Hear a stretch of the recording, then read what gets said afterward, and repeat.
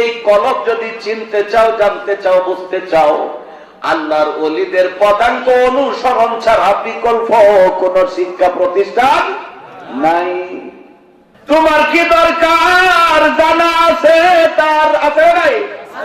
সব জানা আছে, সব জানা আছে।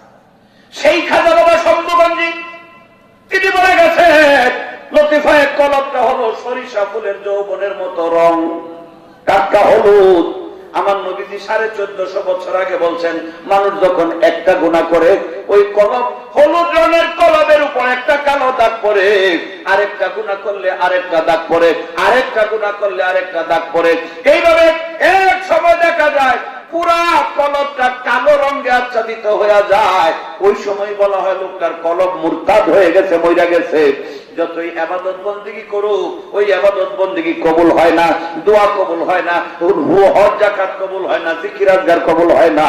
এই জন্য খাজা বাবা শম্ভুগঞ্জি বলছেন, সাবধান, কলব যেন মুর্দা না হয়। জগৎবাসী,